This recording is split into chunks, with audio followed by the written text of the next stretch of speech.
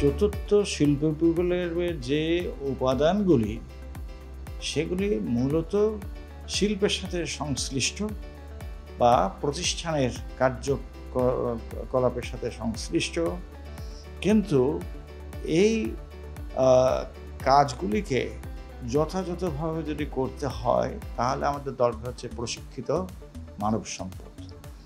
এই প্রশিক্ষিত মানব সম্পদ তৈরির জন্যই আমাদের বিশ্ববিদ্যালয়ের যে ফ্যাসিলিটিস আছে, কারিকুলাম আছে, শিক্ষক আছেন কেমন, এবং শিক্ষার যে পরিবেশ, এগুলি আমরা নিশ্চিত করার চেষ্টা করছি।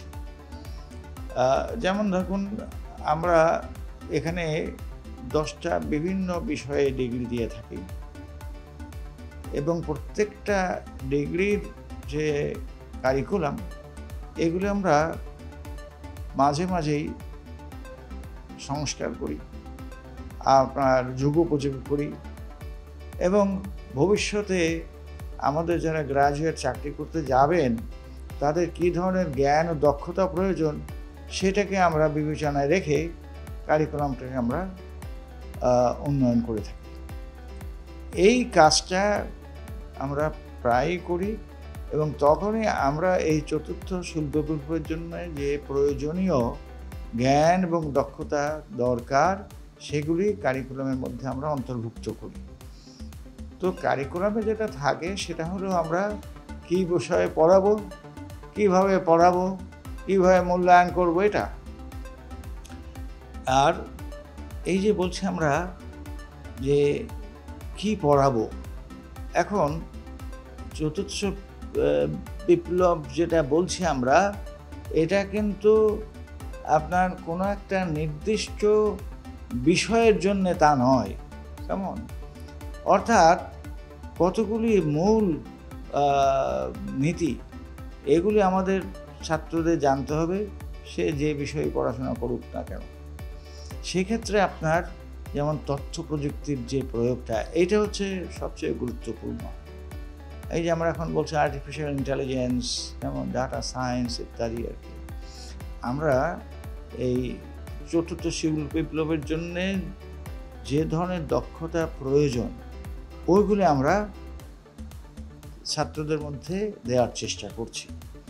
সেটা আপনার শিক্ষার মাধ্যমে, প্রশিক্ষণের মাধ্যমে, আর আপনার আমরা যেটা বলি যে বাস্তব কার্য অভিজ্ঞতার মাধ্যমে আমরা ছাত্রদেরকে একটা সেমিস্টারে, পুরো সেমিস্টারটাই আমরা তাকে প্রতিষ্ঠানে কাজ করার জন্য পাঠাই।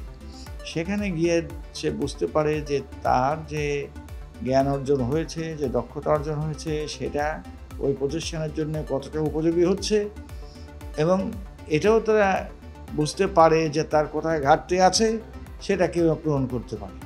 তো সেই জিনিসটা ওরা সেই ইন্টার্নশিপ থেকে ফিরে এসে আমাদেরকে জানায়, আমরা আবার তাদেরকে রিফ্রেশ করার চেষ্টা করি।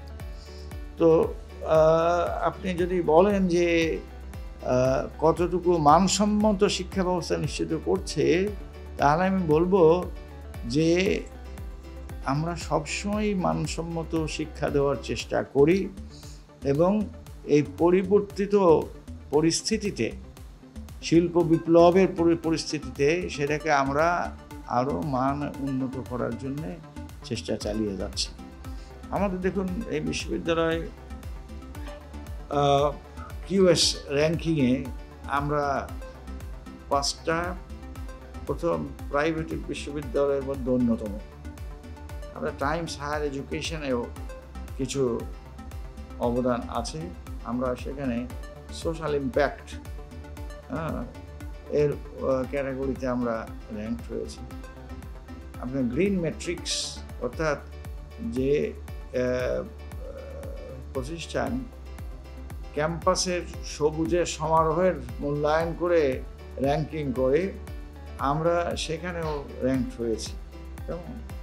তো আমরা শুধুমাত্র কিন্তু কারিকুলাম, শিক্ষাদান এর মধ্যে আমাদের সীমিত রাখি না।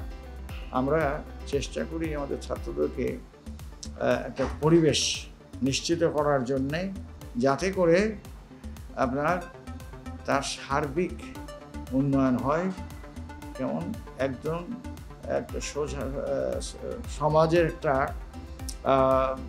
বলবো আমরা যে প্রশিক্ষিত মানব বিজ্ঞান সম্পন্ন গ্রাজুয়েট যাতে হয়। তো এটা আমরা মনে করি যে সবসময় চালিয়ে যেতে হবে, আরও উন্নয়ন করতে হবে। আমরা এখানে বলতে পারেন যে দুটা প্রধান লক্ষ্য নিয়ে আমরা কাজ করি। একটা হচ্ছে তাদেরকে ইনোভেটিভ করার চেষ্টা করি, অর্থাৎ তারা যেন নিত্য নতুন প্রোডাক্ট বা আইডিয়া এগুলি যাতে তারা আনতে পারে, তার জন্য আমরা একটা প্রয়াস নেই। আরেকটা হচ্ছে যে তারা যেন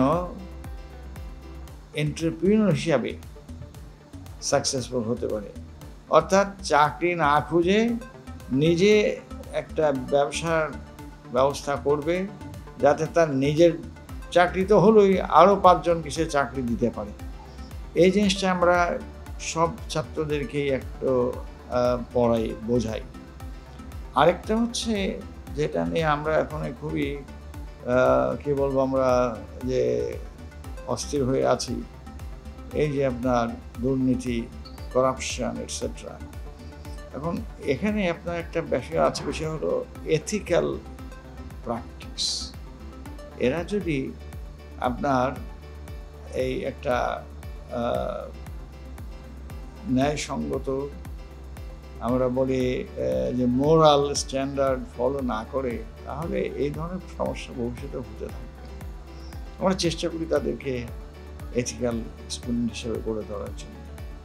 অন্যদিকে যেটা আমরা বলি সেটা হলো যে তাদের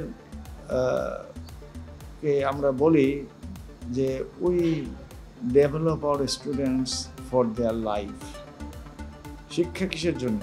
একটা হচ্ছে যে আপনার জীবনটাকে সুষ্ঠুভাবে আমরা যাপন করতে পারি, এবং আরেকটা হচ্ছে যাতে আমাদের রুজি রোজগার করে আমরা নিজেদেরকে রক্ষণাবেক্ষণ করতে পারি।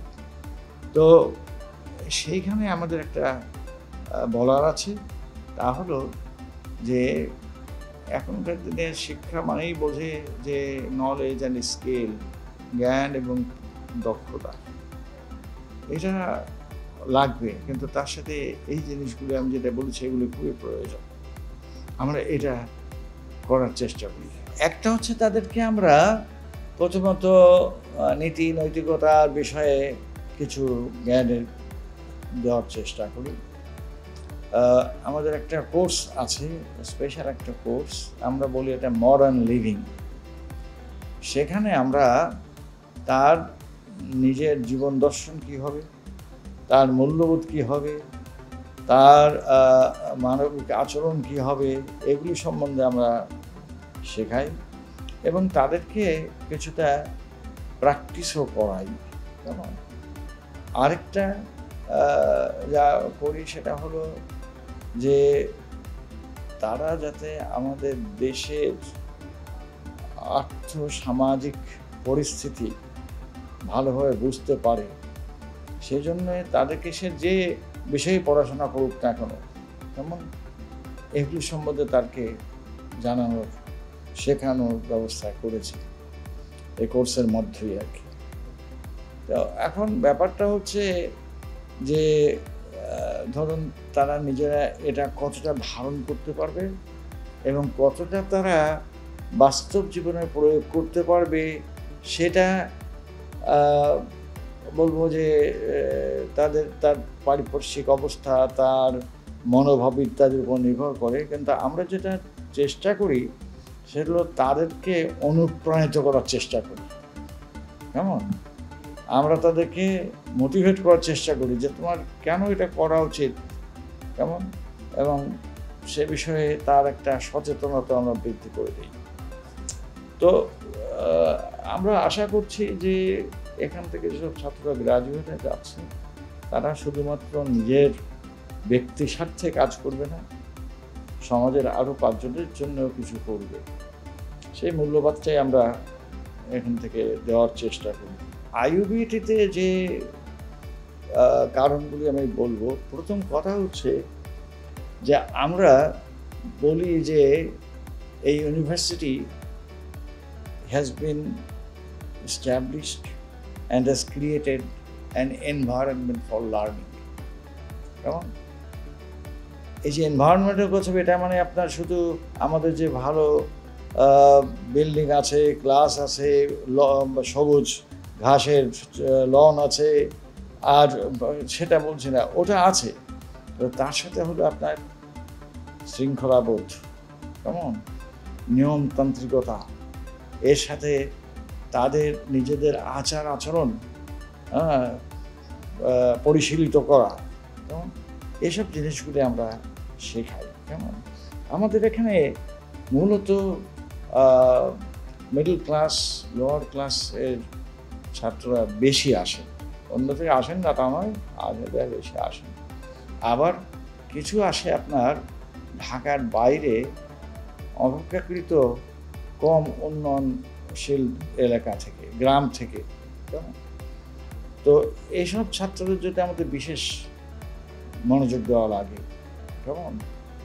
তা আমরা যেটা বলি যে আমরা একটা ছাত্রের মাথা চুল থেকে পায়ের নখ পর্যন্ত আমরা তাকে প্রস্তুত করে দেওয়ার চেষ্টা করি, পোশাকে আশাকে, চলনে বলনে, চিন্তা ভাবনায় এবং আচরণে তারা যাতে সত্যিকারভাবে একজন ভ্যালুয়েবল রিসোর্স হতে পারেন, সেটা আমরা চেষ্টা করি। আরেকটা হচ্ছে যে আমরা তাদেরকে একটা ক্যারিয়ারের জন্য তৈরি করি। সেই ক্যারিয়ারটা যে কিভাবে হতে পারে তার জন্য আমাদের একটা কোর্সই আছে, ক্যারিয়ার প্ল্যানিং, কেমন, এটা বাধ্যতামূলক সবার জন্যই। কেমন, সেখানে আমরা তার ক্যারিয়ারের লক্ষ্য কী হবে, কীভাবে নিজেকে প্রস্তুত করতে হবে, এসব বিষয়ে আমাদেরকে প্রশিক্ষণ দিই। আরেকটা জিনিস আপনার বলার আছে, তা হলো যে তার একটা মানসম্পন্ন শিক্ষা যাতে সে পায়, সেটার জন্য আমরা আপ্রাণ চেষ্টা করি। এবং শিক্ষা বলতে শুধুমাত্র আমরা বলছি জ্ঞানার্জন তা না, প্রায়োগিক দিক যেটা, সেটা আমরা বেশি গুরুত্ব দিই। কেমন, অর্থাৎ সেই জন্য এখানে কাজ শুধু জানবে না, শিখবে, আবার হাতে কলমে করতে পারে, এরকম ব্যবস্থাটা আমরা এখানে করি। তো সেটা আমি বলবো যে অন্য বিশ্ববিদ্যালয় হিসেবে চেষ্টা করি, আমরা আর একটু বেশি করি, আমাদের সিস্টেমটাই ওইভাবে ডিজাইন করা। তারপরে দেখুন, এখানে আমরা চেষ্টা করি আর্থিকভাবে যতটা সহায়তা করা যায়। মেরিটোরিয়াস স্টুডেন্ট হলে আমাদের 100% টিউশন ফি ওইভার আছে, এবং তারপরেও যদি সে ছাত্র মনে করে যে না, আমার তারপরেও পারছি না, কেমন, সেই ক্ষেত্রে আমাদের কিছু সরাসরি অনুদান দেওয়ার ব্যবস্থা আছে। এবং আরেকটা ব্যবস্থা আছে যে আমরা ওদেরকে বলি যে ঠিক আছে, তোমাকে এখন ফি দিতে হবে না, এই পরে যখন চাকরি পাবে তখন এই ফিটা পরিশোধ করবে। তো আমাদের কয়েক শত ছাত্র কিন্তু এই স্কিমের মাধ্যমে গ্রাজুয়েট হয়ে গিয়েছে, বিভিন্ন জায়গায় ভালো চাকরি করছে। তো সেই যে আমরা বলছি যে we care for our students, কেমন, এবং আমরা তাদেরকে তাদের রেজাল্ট ভালো করতে পারি, তার জন্য আমরা কাউন্সেলিং করি, কোচিং ক্লাস করাই, ব্যক্তিগতভাবে উপদেষ্টা নিয়োগ করি। তার ব্যক্তিগত এবং পারিবারিক কোনো সমস্যা থাকলেও যাতে সেটাকে ওভারকাম করার জন্যে শিক্ষক বা কাউন্সিলর কিছুটা দিতে পারেন, পরামর্শ দিতে পারেন। আরেকটা হচ্ছে আমি বলেছিলাম যে সার্বিক উন্নয়ন চাই, তো তার জন্য আমাদের এখানে হেলথ সেন্টার আছে, আর আছে আপনার সাইকোলজিক্যাল কাউন্সেলিং, একজন ক্লিনিক্যাল সাইকোলজিস্ট আছেন, আর একটা আছে আপনার সাইকোলজিক্যাল কাউন্সিলর।